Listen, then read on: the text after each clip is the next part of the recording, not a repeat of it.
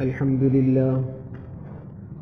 لله وكفى وسلام على عباده الذين اصطفى أما بعد فأعوذ بالله من الشيطان الرجيم بسم الله الرحمن الرحيم يا نساء النبي لستن كأحد من النساء إن اتقيتن فلا تخضعن بالقول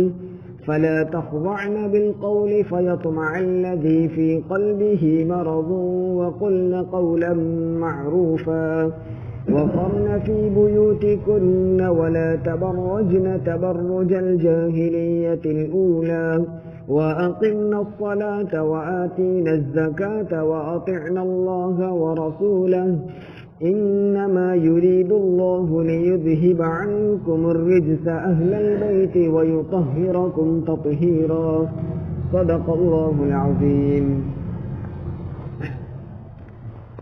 پچھلی مجلس میں ازواج مطہرات کے متعلق کچھ باتیں قرآن کریم کی آیت کی تفسیر کے ذیل میں پیش کی گئی تھی.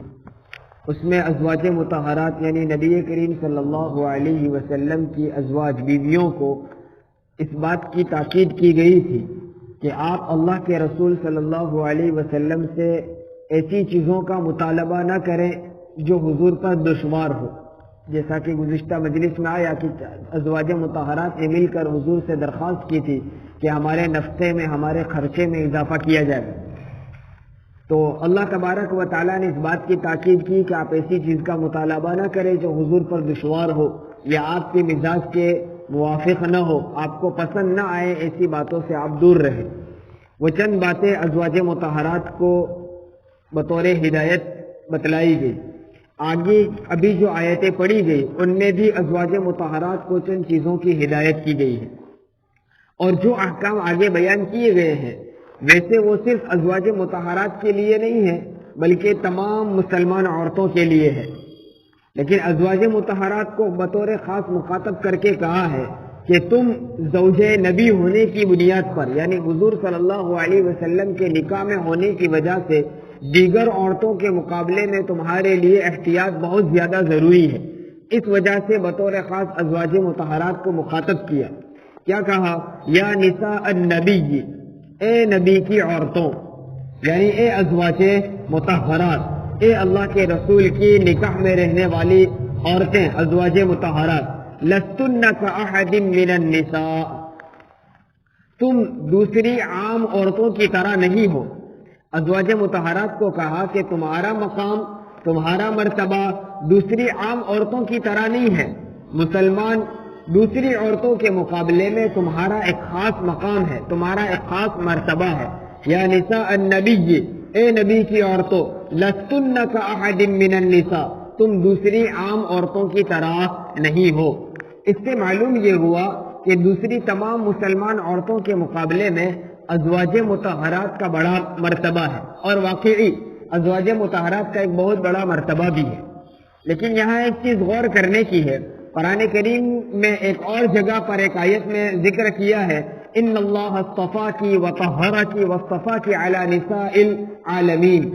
حضرت مریم علیہ السلام کے بارے میں، جو حضرت عیسیٰ علیہ السلام کی والدہ تھی، مریم علیہ السلام کے بارے میں اللہ نے قرآن میں ذکر کیا ہم نے آپ کو منتخب کر لیا، آپ کو چن لیا ہے، دنیا کی تمام عورتوں کے مقابلے میں تم کو چوائس کیا ہے.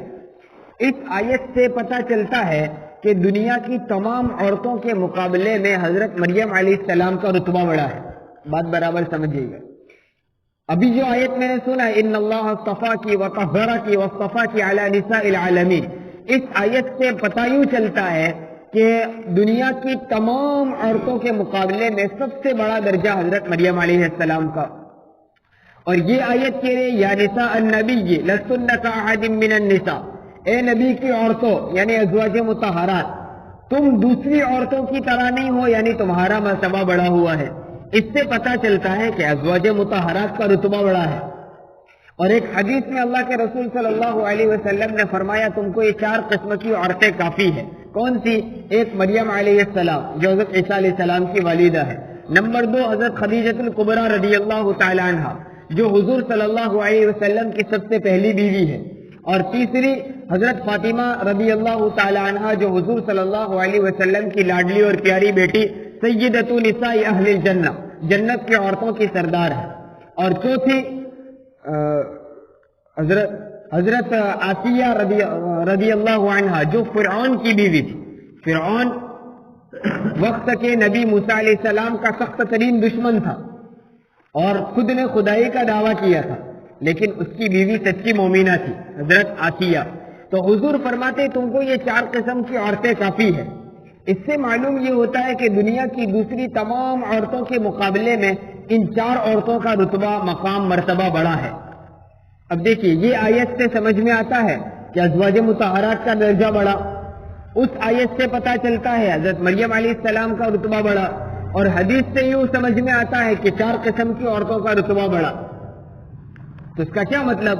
مفسرین نے لکھا ہے کہ یہاں جو آیت میں ازواج مطہرات کے متعلق کہا ہے کہ تم دوسری عورتوں کی طرح نہیں ہے، تمہارا ایک خاص مقام ہے، یہ ایک خاص خوبی کی بنیاد پر ہے کہ ازواج مطہرات کو حضور صلی اللہ علیہ وسلم کے نکاح میں رہنے اور آپ کی زوجیت کا مقام ملا. اس لحاظ سے، اس اینگل سے دوسری دنیا کی تمام عورتوں کے مقابلے میں ازواج مطہرات کا مرتبہ بڑا ہے. مریم علیہ السلام کا مرتبہ بھی اللہ کے یہاں بہت بڑا تھا، لیکن ان کو حضور کی زوجیت نصیب نہیں ہوئی. اگر کسی کی زوجیت، کسی کے نکاح میں رہنے کو دیکھا جائے تو اس اعتبار سے صرف ازواج مطہرات ہے جن کو ایک خاص مقام ملا. دوسری کسی عورت کو یہ مقام نہیں ملا، کیونکہ اولیاء کی بھی اور دیگر انبیاء کی بیویاں ہیں، لیکن حضور صلی اللہ علیہ وسلم کی زوجیت میں رہنا یہ خاص مقام ہے. اس لیے ازواج مطہرات کا اس اعتبار سے خاص درجہ تھا کہ ان کو حضور اکرم صلی اللہ علیہ وسلم کے نکاح میں رہنے کا شرف حاصل ہوا، یہ عزت ملی. اس لیے فرمایا یا نساء النبی جی، اے نبی کی عورتوں، لستن کاحد من النساء، تم دوسری عام عورتوں کی طرح نہیں ہو، تمہارا ایک خاص مقام ہے. لیکن ساتھ میں ایک شرط لگا دی، ان اتقیتن، یعنی نبی کے نکاح میں ہونے کی وجہ سے تم اس پر بھروسہ کر کے بیٹھ مت جانا کہ اپنی تو بخشش ہی ہے، ہم تو کچھ بھی کریں ہم پر کوئی پکڑ نہیں ہوگی. اے نبی کی عورتوں تم بھی سن لو. بطور خاص ازواج مطہرات کو کیا کہا کہ نبی کی زوجیت میں رہ کر تم اس بھروسے پر مت رہنا کہ تمہاری بخشش ہی ہو جائے گی، نہیں، ایک شرط ہے، ان اتقیتن، اگر تم تقوی پر قائم رہی تو.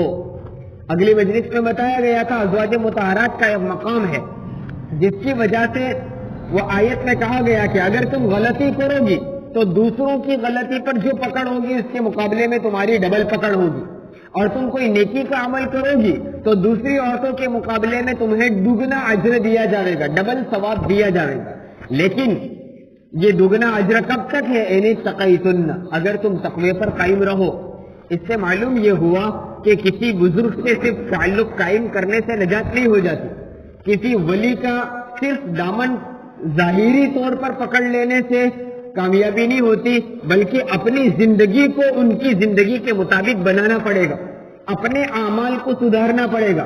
دیکھیے نبی کی عورتیں ہیں، اللہ کے رسول صلی اللہ علیہ وسلم تو تمام انبیاء میں سب سے بڑے ہیں، نبیوں کے نبی ہیں، ان کی بیویاں ہیں، اور ان کو کہا جا رہا ہے کہ ہاں تم کو نبی کی زوجیت کی وجہ سے ایک مقام ملا ہے، لیکن یہ مقام اور مرتبہ کب تک رہے گا؟ ان اتقیتن، تم تقوی پر قائم رہو گی، اللہ کی اطاعت کے ساتھ زندگی گزارو گی تو تم کو یہ مقام ملے گا، ورنہ تمہارا بھی یہ مقام نہیں. تو اس سے معلوم یہ ہوا کہ کسی اللہ والے سے صرف اپنی نسبت جوڑ لینے سے کام پورا نہیں ہو جاتا، بلکہ اپنے آپ کو اعمال صالحہ پر اتارنا ضروری ہے. ان اتقیتن. اب آگے ازواج مطہرات کو چند چیزوں کی ہدایت دی ہے، چند چیزوں کے حکم دیا. وہ حکم صرف ازواج مطہرات کے لیے نہیں ہے بلکہ ان کے واسطے سے دنیا کی تمام عورتوں کے لیے ہے. پہلی ہدایت، پہلا حکم کون سا دیا؟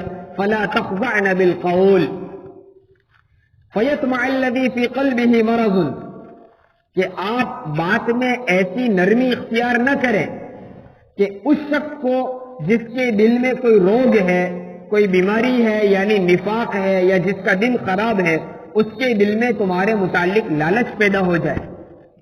کیا کہا؟ فلا تخضعن بالقول، تم بات کرتے وقت نرمی اختیار نہ کرنا. یعنی کہنے کا حاصل یہ ہے کہ عورت کو حتی الامکان غیر محرم مرد سے بات کرنے سے پرہیز کرنا چاہیے، جہاں تک ہو سکے وہ خود غیر محرم سے بات نہ کرے.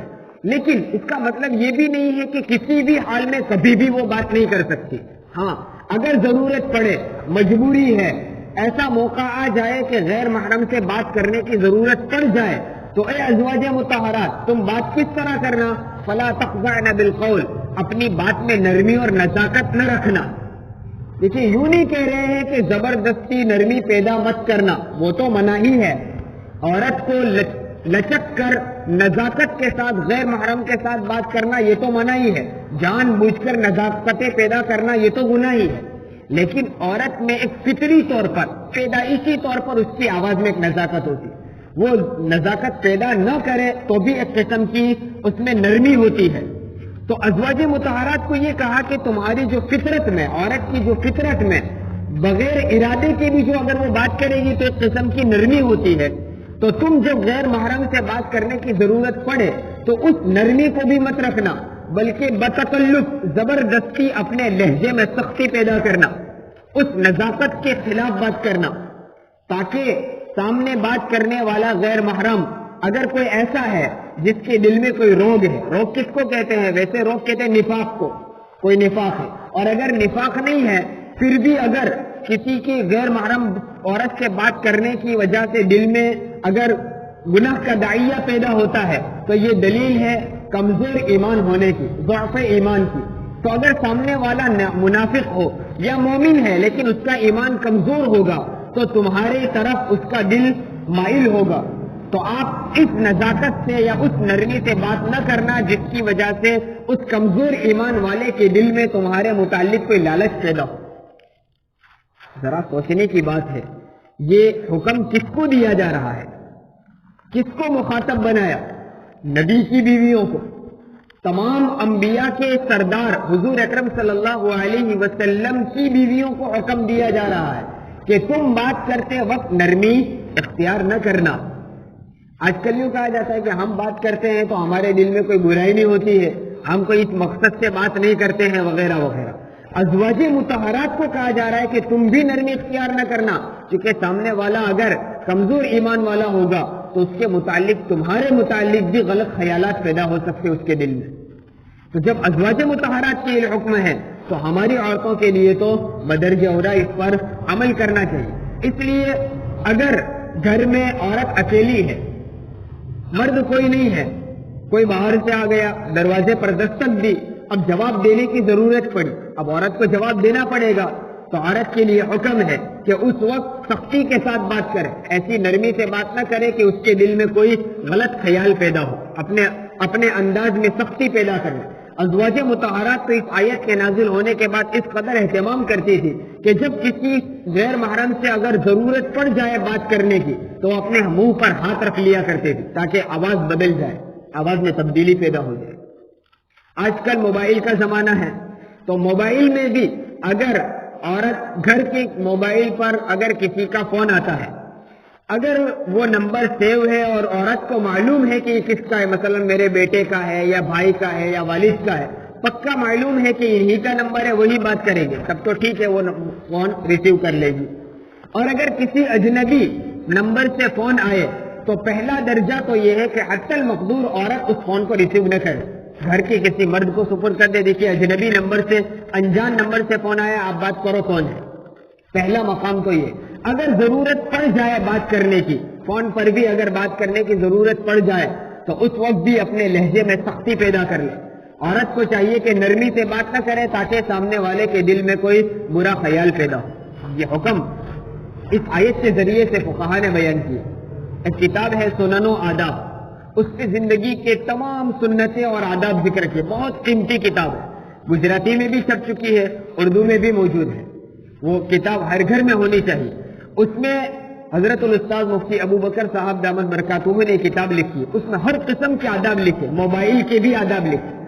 موبائل اس زمانے کی چیز ہے لیکن اس زمانے میں موبائل کس طرح استعمال کرنا چاہیے، اس کے کیا احکام ہیں، ان احکام کو بھی ان آداب کو ذکر کیا ہے. ان آداب میں ایک ادب یہ بھی ذکر کیا ہے کہ بغیر کسی سخت ضرورت کے عورت فون پر کسی اجنبی سے بات نہ کرے.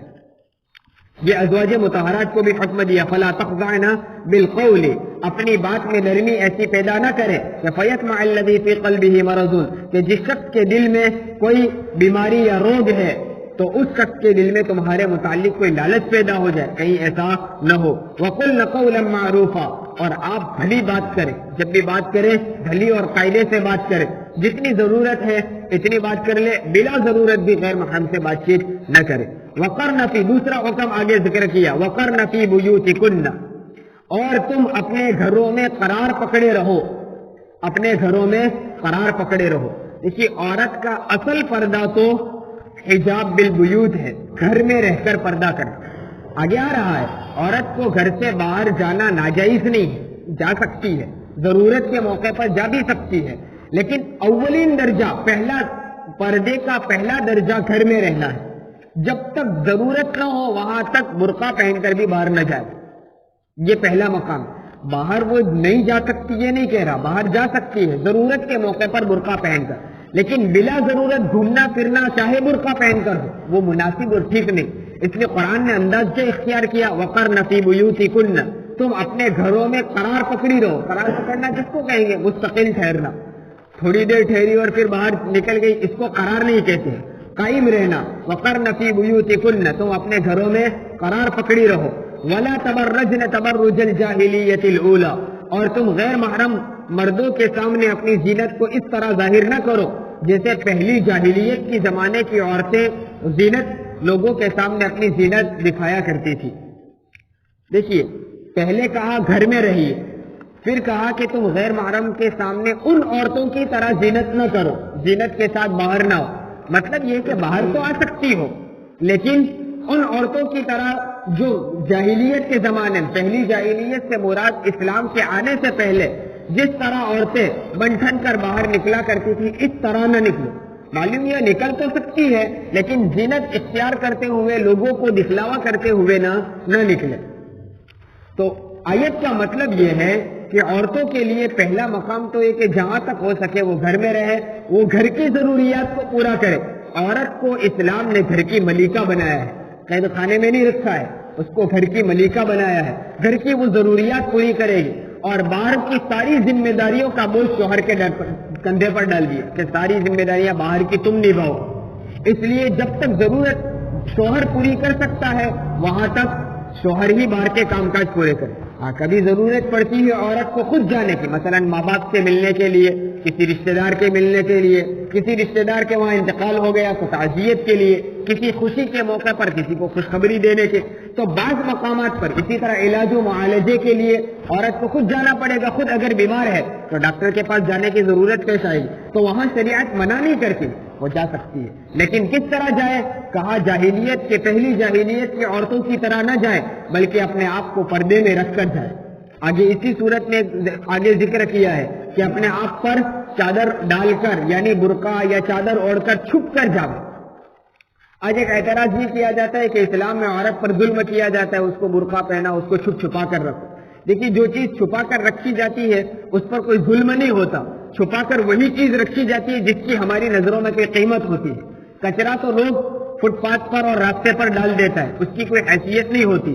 ہیرے جواہرات کو، سونے چاندی کو کوئی راستے پر نہیں پھینکتا ہے بلکہ اس کو گھر کے اندر الماری میں، تجوری میں بھی رکھیں گے اور ایک ڈبیا کے اندر بند کر کے رکھا جاتا ہے. تو چونکہ عورت کی، اسلام کی نظر میں عورت کا ایک مقام ہے، اس لیے کسی غیر محرم کی نظر اس پر پڑ جائے اور اس کی قیمت گھٹانا نہیں چاہتا، اس کو محفوظ رکھ کر اس کی قیمت کو برقرار رکھنا چاہتا ہے اسلام. اس لیے اسلام نے کہا کہ عورت گھر میں رہے جہاں تک ہو سکے، ہاں ضرورت پڑے تو وہ باہر جا سکتی.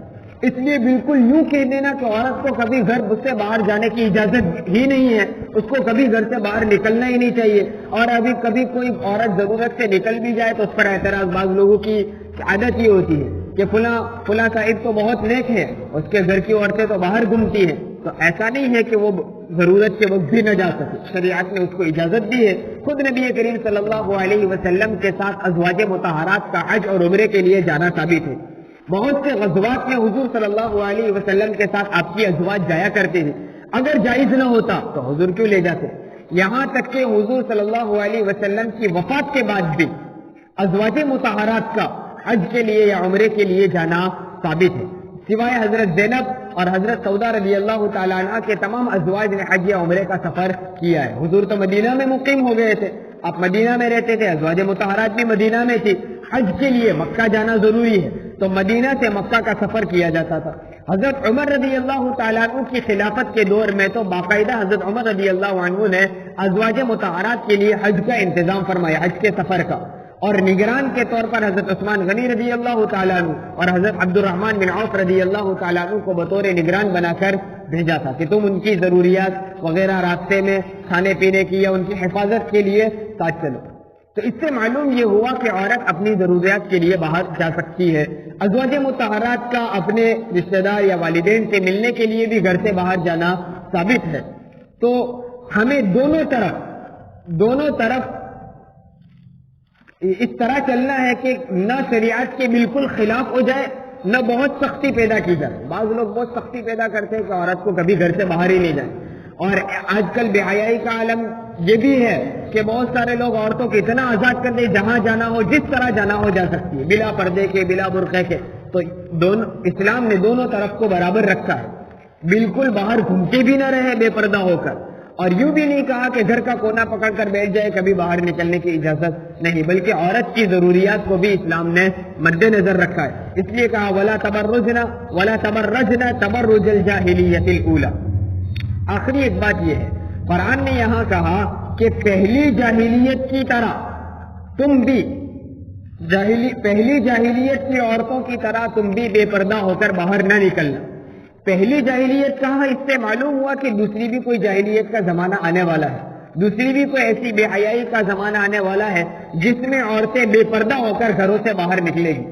مفسرین لکھتے ہیں یہ آج کا دور ہے کہ جس دور میں پہلی جاہلیت یعنی اسلام کے آنے سے پہلے جس طرح عورتیں بغیر پردے کے بغیر برقعے کے بن ٹھن کر زینت حاصل کرتے ہوئے غیر مردوں کے سامنے جایا کرتی، آج کا دور بھی ایسا ہے کہ اکثر عورتیں بے پردہ باہر نکلتی۔ اللہ کا فضل ہے، احسان ہے کہ ہمارے شہر میں ابھی بھی پردہ باقی ہے، اس کو ہم برقرار رکھیں، اپنی بچیوں میں جو نوجوانی کی طرف آ رہی ہے ان کو بطور خاص پردے کی اہمیت دلائے، اور پردہ ایسا ہو جو پردہ ہو، صرف نام کا نہ ہو، اور ایسا برقع نہ ہو جو خود برقعے کا محتاج ہو۔ آج کل برقعے بھی ایسے نکلے ہیں، اور اب تو باقاعدہ ایڈورٹائز کی جاتی ہے، بورڈ پر لکھا جاتا ہے فینسی برقع۔ بھئی جب برقع ہے تو اس میں فیشن کہاں سے آئے؟ تو برقعے بھی آج کل فینسی بنتے جا رہے ہیں، جس سے برقعے کا مقصد باقی نہیں رہتا۔ تو باقاعدہ ایسا پردہ ہونا چاہیے جس سے دیکھنے والے کو پتہ نہ چلے کہ عورت کس عمر کی ہے۔